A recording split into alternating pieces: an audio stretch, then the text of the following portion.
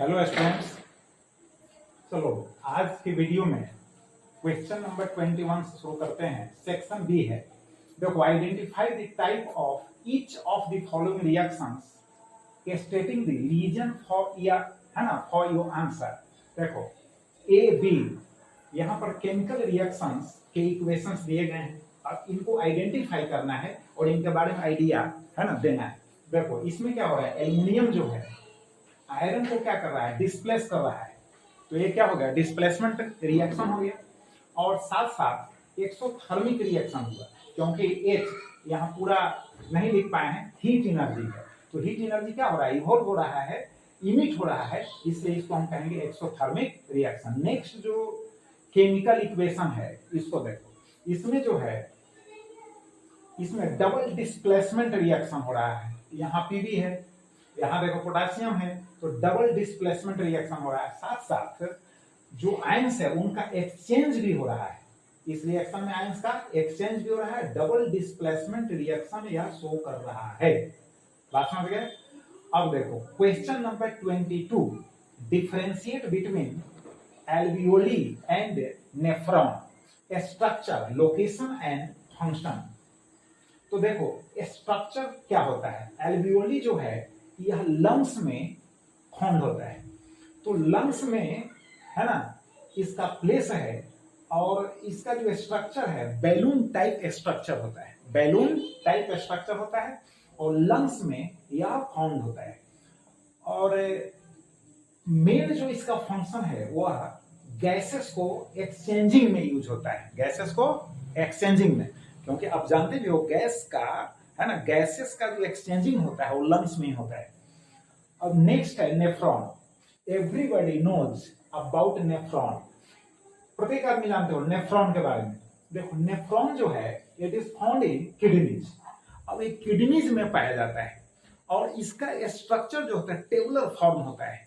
और मेन जो फंक्शन होता है वह क्या करता है, यानी ब्लड को फिल्टर करता है। ब्लड को क्या करता है, फिल्टर। फिल्टर मतलब जैसे हम लोग चाय बनाते हैं, चाय जो है टी जो प्रिपेयर करते हैं, तो टी प्रिपेयर करने के बाद फिर उसको फिल्टर करते हैं। बात समझ गए। उसी तरह से ये जो है नेफ्रॉन जो है ब्लड को फिल्टर करता है और वेस्ट जो मटेरियल है यूरिन के रूप में उसको आउट करता है बॉडी से।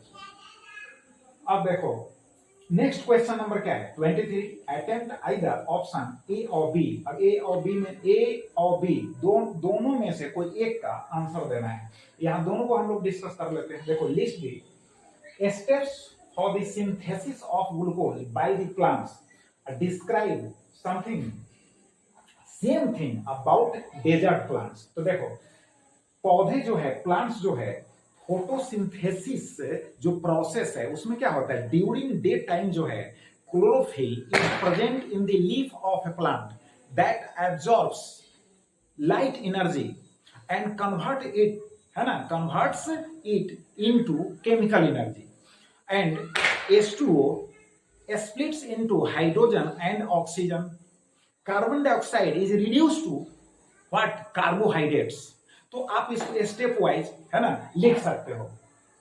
अब इसमें है कि डेजर्ट में क्या होता है, प्लांट्स। तो डेजर्ट में क्या होता है कि plants take carbon dioxide at night and plants also absorb what, light energy during day time. Day time में लाइट एनर्जी को एब्जॉर्ब करता है एंड नाइट टाइम में क्या होता है कि कार्बन डाइऑक्साइड को है ना टेक करता है। और both mix together to form food for the plants. और प्लांट्स के लिए दोनों जो है ना फूड बनाने में यूज होते हैं। अब नेक्स्ट है देखो एक्सप्लेन द रोल, इसका और है explain the role of the following enzymes in process of digestion of food in humans. Humans के बॉडी में जो फूड के डाइजेशन के लिए इनका क्या रोल है। तो देखो सलेवरी एमाइलेज जो होता है यह स्टार्च को जो है, स्टार्च को है ना सिंपलर फॉर्म में स्प्लिट करता है। सिंपलर फॉर्म में क्या करता है, स्प्लिट करता है। जैसे इंग्लिश ग्रामर में पढ़ा होगा आपने, simple sentence, compound sentence and complex sentence. तो स्टार्च जो होता है कॉम्प्लेक्स फॉर्म में होता है, उसको सिंपलर फॉर्म में स्प्लिट करने का काम यह एंजाइम करता है। नंबर 2 में क्या है, पेप्सिन है, पी स्टैंड्स फॉर प्रोटीन्स। तो स्टोमक में पेप्सिन जो होता है, pepsin helps in the digestion of proteins in our stomach. Stomach में प्रोटीन्स के डाइजेशन में पेप्सिन जो एंजाइम है यह हेल्प करता है। क्लियरली? अब देखो ट्राइप्सिन जो होता है वह क्या होता है, तो ट्राइप्सिन यह जो एंजाइम है, यह एंजाइम क्या करता है कि प्रोटीन्स का बेसिक जो स्ट्रक्चर है, उसका बेसिक जो फॉर्म है वह एमिनो एसिड्स होते हैं। तो एमिनो एसिड में कन्वर्ट करता है कौन, यह प्रोटीन्स को एमिनो एसिड में कन्वर्ट करता है। अब देखो एमिनो एसिड जो होता है ऑर्गेनिक कंपाउंड है। एमिनो एसिड क्या है, इट इज, है ना, एन ऑर्गेनिक कंपाउंड होता है, ऑर्गेनिक कंपाउंड होता है। अब देखो एमिनो जो एसिड्स होते हैं नेचर में, different types of amino acids are found in nature. देखो some amino acids are also formed in our body, body में फॉर्म होते हैं, and some amino acids are taken from outside in the form of different types of food materials. और food materials में present होते हैं जिनको हम, है ना, टेक करते हैं। तो अब देखो एमिनो एसिड तक पहुंचाने में यह ट्राइप्सिन जो है हेल्प करता है, यानी प्रोटीन्स को स्प्लिट करके वहां तक पहुंचाता है, वो बेसिक स्ट्रक्चर है। अब देखो लाइपेज फैट्स जो होता है इमल्सिफाइड, यानी देखो छोटे छोटे ग्रेनुअल्स में जो फैट्स उनको जो है फैटी एसिड्स एंड ग्लिसरॉल में कन्वर्ट करता है। तो ये हो गए एंजाइम्स के, है ना, रोल हो गए। फिर अब इसके बाद सेक्शन बी में ही नेक्स्ट जो क्वेश्चन है उसको नेक्स्ट वीडियो में हम लोग डिस्कस करेंगे। आज मेरे स्टूडेंट का जो है थोड़ा कोल्ड हो गया, इसलिए वो प्रेजेंट नहीं है, तो डिस्कशन में वो अभी भाग लेती, लेकिन हम अकेले ही डिस्कस किए हैं। नेक्स्ट वीडियो में फिर देखेंगे, उसका तबीयत ठीक रहेगा तो वो भी भाग लेगी।